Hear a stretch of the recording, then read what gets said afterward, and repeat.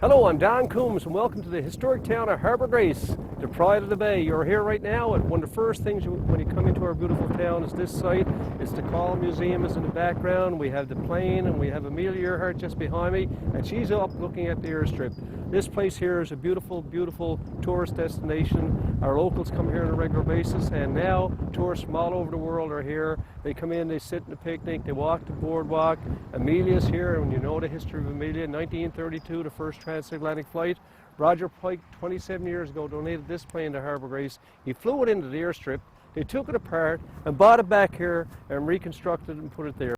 So we're here at the Pirates Path. I'm Matthew McCarthy, Economic Development Officer with the town of Harbour Grace. This is kind of our premier hiking trail here in Harbour Grace. Draws a lot of people. Behind you can see the Long Harry Rock, which is a great attraction. You can see it down in Beerscope when you're first starting the trail. When you get up to this point on the lookout, you can actually see over the back of it. And on the top or the head of Long Harry, sometimes you can see an eagle. There is an eagle's nest that's been there for decades now. So over my shoulder here right now you can see Harbour Grace Island, which has been a settlement area for centuries. Of course, no one lives out there now, but people lived out there until the early 1920s seasonally during the cod fishing season. Of course, another great natural landmark you can see here on the Pirates Path Trail is Carbonear Island. And sort of the historical imaginary of this area, Conception Bay, Carbonear Island is mostly known for its role during the d'Iberville raids of 1697, 1698. During the war at that time, the Winter War as it's known, d'Iberville came here, raided all the communities of Trinity Bay South and Conception Bay. Of course, he actually burned all of Harbour Grace and Carbonear. The residents of this area actually came running away from d'Iberville. They ran out to Carbonear Island. As you can see, there's a bit of a natural incline there going up, so it kind of acted as a good defense for d'Iberville, or to keep him away. So the residents went up to the top of the hill, kind of firing their cannons down on d'Iberville, and they actually, basically, the island was the only thing that kept them alive. So it's again another great natural historical landmark in the town, and something you can see here on the Pirates Path Trail. One of the things you're going to see when you come to Harbour Grace, and a lot of tourists go in, we have a lot of information on the coil and the history of the coil in this building. And you notice the building is a different type structure. Back when the town had its 50th year of incorporation back in 1995, this was built, and the town crest displays at the Point of Beach, the old lighthouse. And this is what it was. It was right there, so that's how it's done, and it's a beautiful inside. But we have the old soup bowl that's on the coil, the big one, and artifacts that have been donated to town. So it's one of your things that you're going to see also. Okay, so we're here at the historic Harbour Grace airstrip. This was commemorated by the federal government as a national historic event in the 1960s. This airstrip was first built in 1927, and it was active for around 9 years for transatlantic flights that happened here in Harbour Grace. There were 20 of them. Some were successful, some unsuccessful. The first flight that this airstrip was actually built for was the Pride of Detroit, built for Fred Kohler, William S. Brock, and Edward Schley. They were representing Waco Oil on a round-the-world flight.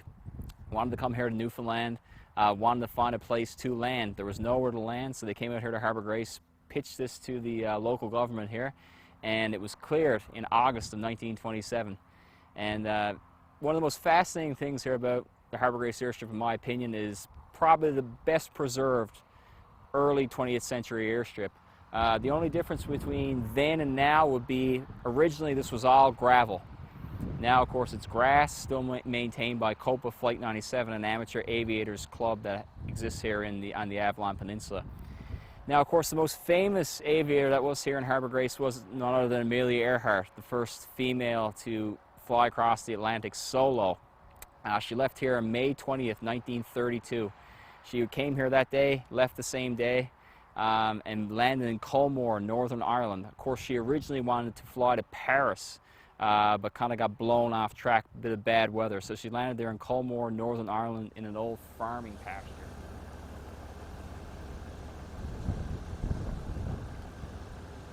Hi folks, Pat Collins here, Chair of the Conception Bay Museum in Harbour Grace. We have quite a lot happening. One person right beside me here of interest in our town is a gentleman by the name of Pirate Peter Easton. Easton came here in around early 1600s, around 1602, and he was sent over by the Queen of England at the time to protect the English fishing fleet. And of course, when the war ended between England and France and Spain, all those countries that were fighting back then, he decided that he could make more money and get greater bounty if he attacked his own fishing fleets and procured his own bounty from those battles. So he came to Harbour Grace and Newfoundland around 1610, and we know he was actually in the harbour. They say his fortifications were here somewhere near the Conception Bay Museum, which is the building in which we now stand. Standing here now in the oldest Roman Catholic graveyard in Harbour Grace. The oldest known grave here is 1701. What's really interesting about this graveyard is the site of this tomb. This tomb here, we don't know the exact date of it, but it's rumored to be the graveyard or the resting place of a pirate. So you can see that there's so much to see here in Harbour Grace. But the most important thing here in Harbour Grace, in my opinion, are the people. You'll find them very friendly and welcoming. And I'm sure that wherever you want to go in Harbour Grace, somebody somewhere will show you what's best.